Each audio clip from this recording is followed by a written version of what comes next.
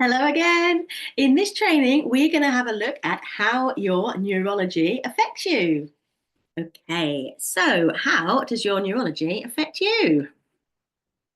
I'm sharing this slide with a photo of my son Charlie. Some of you in the program know my son Charlie. He has a condition called Fragile X syndrome, as well as autism, as well as ADHD, as well as sensory processing disorder, and all of the scoring things on that wheel of neurodiversity. He basically ticks really high on all of them. And this is where a lot of our experience came from, because what we found as he was growing up was that we were spending a lot of time understanding that we had a child who had, it seemed, an extraordinarily wide emotional range. So he could go from being really happy to being really down and really angry really quickly. He could stay there for ages. Then sometimes randomly he'd recover really quickly. And it felt like a lot of the time we spent our lives walking on eggshells trying to manage his emotional state.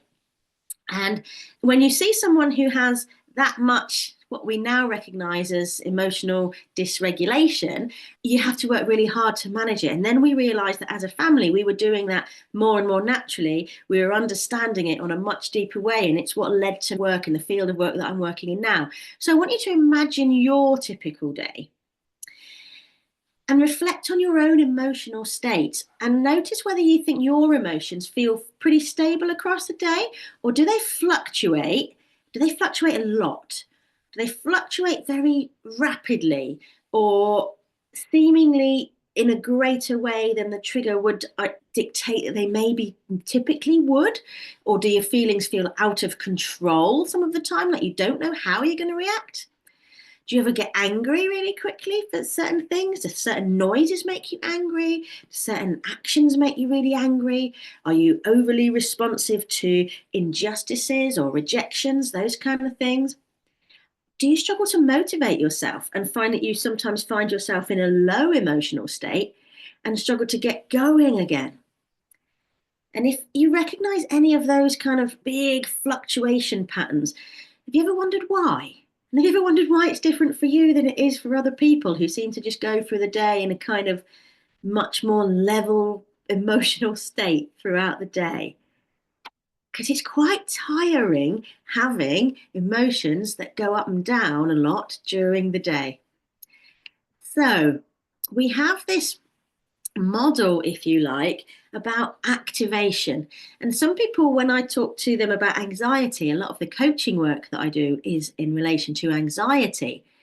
What people are actually describing isn't pure anxiety, it's what I call activation. So we're going to start with this diagram in the middle section here, in the yellow section, which is your window of tolerance. And you'll see here it says this is when you are in optimal arousal. So you're able to feel your emotions without getting overwhelmed or ambushed by them. You're also able to make conscious choices. So you're able to think clearly, access your thinking part of your brain. So you can make decisions, plan processes, make plans, all of those kind of thinking choices, and communicate it well because you've got access to the parts of your brain that run language and run numbers and can process information. So this window of tolerance is where most neurotypical people will spend most of their day. If we're neurodivergent, we tend to have a more reactive system that escalates its level of activation more rapidly. So let's go up first. So let's think about when in our normal window of tolerance, having a nice day, and something happens. Perhaps it's a loud noise or a really busy environment with lots of people, a big crowd or something like that. And we might find that our level of activation increases, our level of nervous arousal increases. And we have this feeling of escalation, like a rising panic almost. And we then become more vigilant. So we're noticing more and more things. We're struggling to screen out things we don't need to pay attention to. It feels like we have to pay attention to everything, like we have to try and take everything in. And that can leave us feeling increasingly frustrated or agitated. It can leave us feeling quite stressed. If this continues, or the activation is really rapid and takes us into this very high level of activation, we go into a state of hyper arousal. And this is sometimes recognized as being our flight, fight, freeze mechanism. Now, people talk about fight or flight as if you have some kind of conscious choice. The actuality is you don't. Everybody will flight first, which is why your heart rate increases and your breathing rate increases and you feel like you want to run away. That's the flight response kicking in. If you can't run away, and sometimes this running away might be like leaving a party or leaving a social event or just a desire to get home or be in your car or somewhere else that you feel like safe. So running away, fleeing, flighting to somewhere that feels safe is that first response. If we can't get away, then we might get a bit fighty.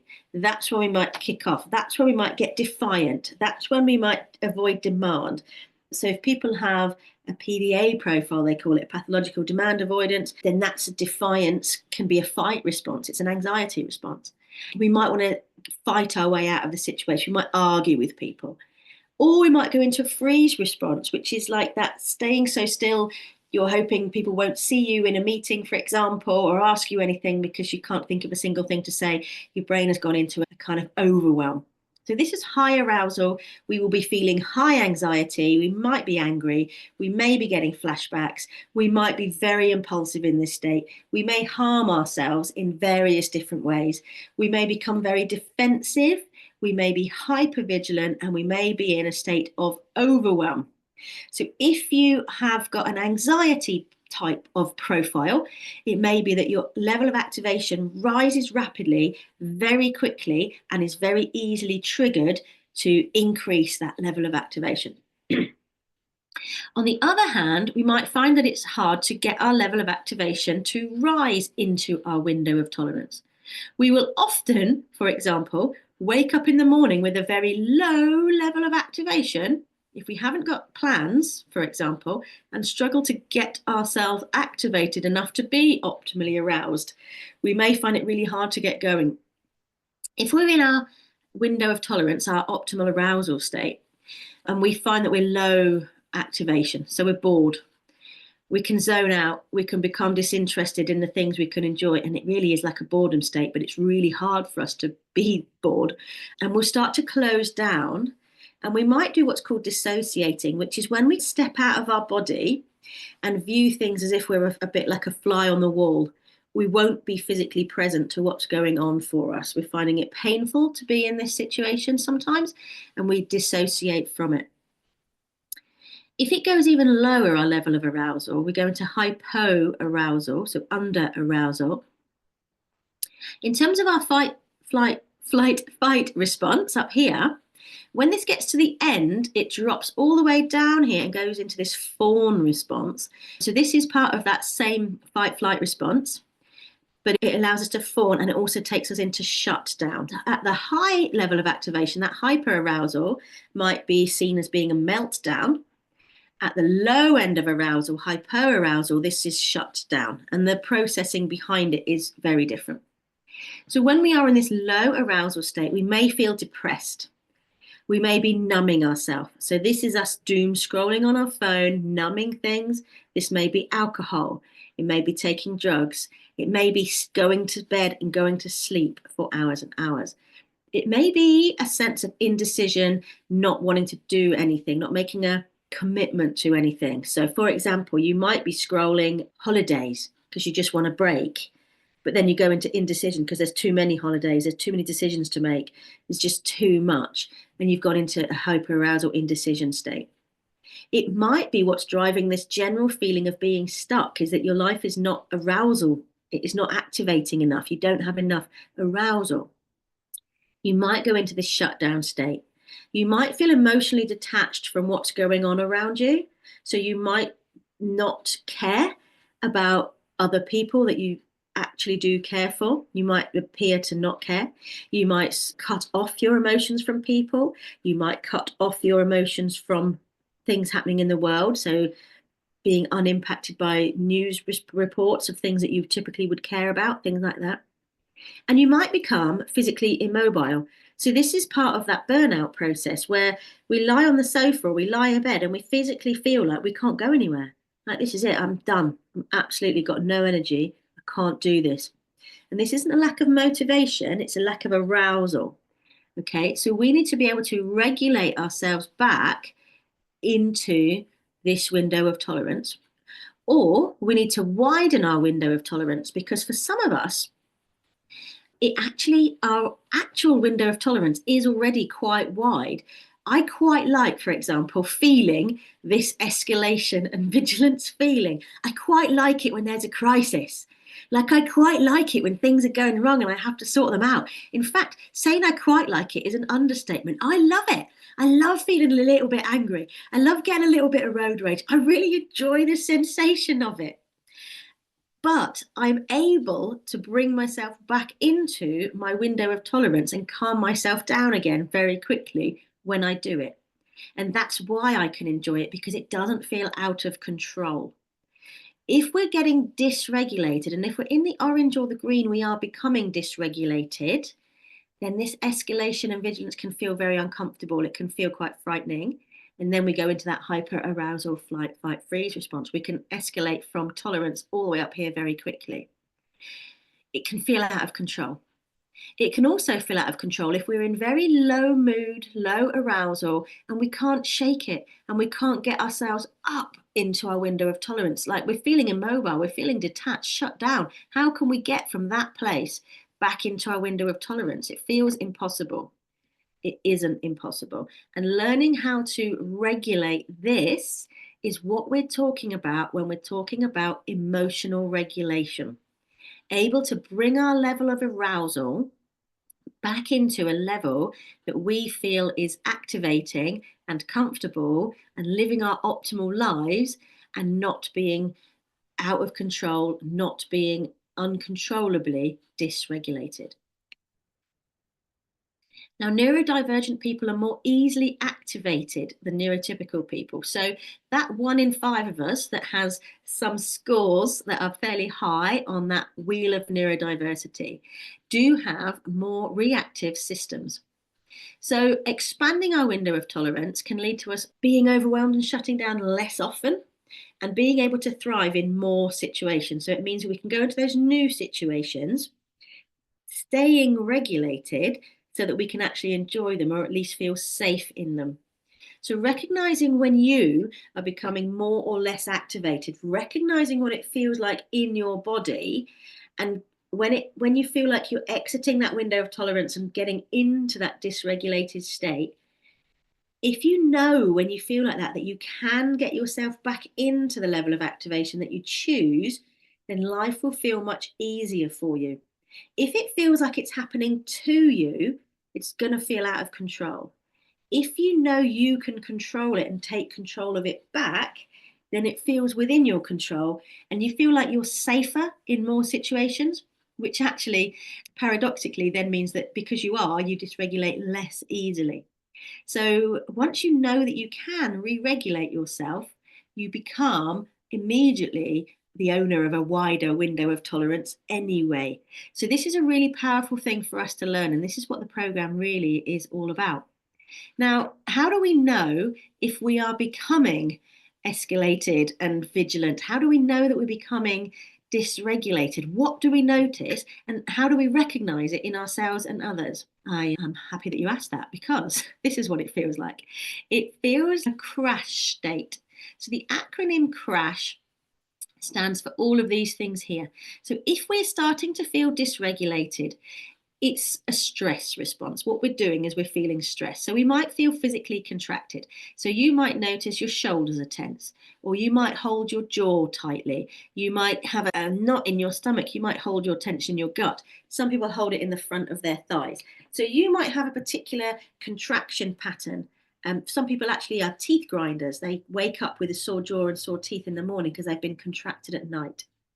You might also contract socially and emotionally. So you might stop reaching out to your friends. You might stop going to social groups. You might stop ringing people, for example. The R is reactive. You might find that you are being more reactive. Someone pulls out on you as you're driving and suddenly you're shouting and screaming at them. That sort of reactivity. You might find yourself snappy and short-tempered with other people. That's reactivity. Anywhere where you're feeling like you're not in control of that response, and rather than responding with a conscious decision, you are reacting with an unconscious reaction, then you are in this dysregulated state. The A of this one is action paralysis. Sometimes we call this analysis paralysis, where you are stuck in your head and unable to make a decision or move forwards. So it may be that you're physically, if you're in low activation state, this might be when you're immobile because you're lying down and you can't physically do anything. You've gone into a shutdown and you just can't do anything. You feel literally action paralysis. It may be that you are highly activated and you simply can't make a decision because you've got so many thoughts, so many ideas rushing through your head. It feels like everything is really accelerated and there are so many options you can't make a decision. So that's the A is action paralysis. The S is separated. Now, this S works in both directions. So when you're feeling stressed, you might separate yourself deliberately from other people. You might take yourself away. You might just send other people away. Just be, leave me alone. I don't want to know. Can you come back later? You might not answer the door if people come around to see you. You might not answer the phone if people ring. So you choose to separate and push other people away. You may also feel stressed and dysregulated if you are separated. So you go into town with your friends, for example, and you get separated from them, and you might immediately start feeling stressed by it. You might start getting a bit worried, a bit panicky, and dysregulated by it. A lot of people during the pandemic were very stressed because they were separated and on their own. And we know that loneliness is a killer, and it's because it stresses you. It's part of this stress response, this dysregulated state. The H of the crash state is for hostility. You may become hostile towards other people. You might hurt them physically. You might be rude to them, unkind to them. You might send an email that's really mean. You might feel like you hate people, and teenagers will say this to you all the time, I hate you. You might have physically hitting out, but it may not be physical hitting. It may be like lashing out with your words, lashing out with your actions, slamming a car door, those sorts of things, like that hostility. However, we will also direct this hostility inwards. So we may well be being very hostile to ourselves. And if you catch yourself saying things that are mean and unkind to yourself, you are dysregulated. So if you are saying, you're such an idiot, I hate you, why can't you just be like everybody else? Why can't you be normal? Why can't you just cope with life like everyone else does? And all of those unkind things that we might be saying to ourselves, we are dysregulated. We are demonstrating a stress response. So seeing it for what it is can be really helpful because it's not a personality flaw, and it is simply a state of dysregulation playing out in your body and in your mind, and you can change it. So the crash state is a state because it's not permanent. It's not your personality to be like this. It's not your neurodiversity that makes you like this. It's simply a state of being when you are dysregulated. And the good news is you can come out of it, and it will take some practice. And there are lots of different techniques and ways you can get yourself out of it. And again, that's what we're on this program to learn. The opposite of a crash state. How do you know when you're regulated? And you might feel calm, but not always calm. Sometimes we can feel quite activated and still be regulated. So, as I've said, some of us quite like to be quite highly activated and choose to do things that are quite difficult, quite challenging, because they feel good and they feel regulated in our bodies. Generally, when we're doing them, our body is centered. So, if we're hunched over, we're curled up tight, we're not very regulated. If we're opening the front of our body, so the C is for centered, the O is for open. And this means like your physical body, so centering your physical body, holding the weight over both of your feet, or if you're sitting in a chair, balancing your weight across both bum cheeks and centering yourself so that your chest is nice and open, your arms are by your sides rather than in front of you, can help you feel regulated. Think about how you walk when you're stressed and how you walk when you're calm. They'll be different. One will be more centered than the other. We're also more centered in terms of our thinking, so we're more balanced. We can have a centered view. We're not catastrophizing. We're not thinking that everything is going to be absolutely fine and we don't have to do anything. We're centered in our thinking and we're centered in our body. We're also open with our thinking, so we're open to change. We're open to opportunities. We are open to different ways of thinking. and we are open with our physical body. So thinking about what that centered openness feels like to you, experiment with your body position and see what that feels like. The A is attending with awareness. So do you know how you're feeling? How quickly or slowly you are breathing? What your heart might be doing? Whether your thoughts are racing or whether they feel more slow and calm. So, how are you doing? Attending to yourself with awareness is really important. If you are able to attend to yourself with awareness and attend to others with awareness rather than assumption or guessing, then you are in a regulated state. If you're making assumptions, if you're not recognizing that you've even got a body that's got needs, if you're forgetting to drink, if you're forgetting to eat, if you're not realizing that you need to go to the toilet, those kinds of basic bodily needs, if those aren't being met, you're not attending to yourself with awareness. So you're not regulated. You're in that crash state. The C for this one is connected. And when we are very stressed, we dissociate or disconnect from ourselves. When we're in a regulated and calm state, we connect with ourselves. So we have a sense of self. And it's hard to do self care if we're not having a connected sense of self. It's hard to have self confidence if we're not connected. It's hard to have self esteem. It's hard to have any of the self variables, self compassion, self kindness, self regard, self respect. Any of those kind of self variables are difficult to have when we are dysregulated. So we need to connect with ourselves and then we can connect with others. So if we feel like we are worthy of connection and we go out of our way and connect with other people, then again, that's a sign that we're regulated. If we're going out and connecting with people, though, because we think we should, or we're in some way obliged to, then that's not real connection. And that's not necessarily a recognized way of being regulated. So if we feel like we've got to go and meet people or we've got to go to work and connect with people, that's different from having that sense of real connection and belonging with other people. The H of holding can relate to the physical sense of holding. It can mean that we're giving ourselves a hug, but really it refers to that state of being able to hold space for yourself. So recognizing that, yes, I'm having an emotional response to something and I can hold it rather than it's overwhelming me and I can't hold on to it. It's like the anger has got hold of me. I'm not holding it anymore and getting out of control. So that sense of holding is if you are able to hold yourself and hold your experience with love, then you are in a regulated state. So I can sometimes feel, for example, quite agitated and quite angry, but know that I'm holding that anger and I can bring it back under my control, bring the level of it right down, just dismiss it at will. Now that's when it's powerful, holding the emotion. If I felt so angry that I couldn't recover it immediately, then I'm not holding it and it's beyond my control. And then I'm dysregulated. So recognizing the difference between the two is really helpful. Being able to regulate ourselves and manage our own state of being enables you to feel so much more in control of your life. And knowing that you can literally change your mind at will is so powerful for you. You are no longer going to be a victim of those emotions. You can regulate yourself back to your window of tolerance at will and recognize when you're leaving that window of tolerance, when you're getting dysregulated, either hyper activated or under activated. When you're starting to get bored and do that doom scrolling and taking yourself down, you can recognize it and bring yourself back up. Now that gives you an awful lot of control over your way of being, over your happiness, over your resilience, over your productivity. So you're in control of how you're feeling. And being able to self-regulate is really important.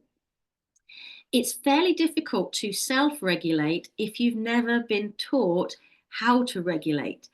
We are going to learn how to regulate together. So we're going to learn how to co-regulate before I would expect you to be able to self-regulate. Now, some people are already quite good at self-regulating within the group, and that's absolutely fine. Some of you may not be. So I don't want you to worry about it if you're feeling like, oh, wow, what's Zoe going to be asking me to do now? We will give you lots of tools and techniques to be able to self-regulate. So, your task for this week is to have a look at the worksheet that's come out with this email and look at what you feel increases your stress levels and look at what reduces your stress levels to see if you notice any patterns. And if you notice anywhere you'd like to make changes, do please share these in the group because it would be lovely to know what is causing you stress at the moment and what is reducing your stress, how you know that you are entering that low dysregulated state and how you're entering that higher dysregulated state. So do share in the group how you're going. And if you've got any questions, remember you can ask those in there at any time as well. I look forward to seeing how well you get on with this one.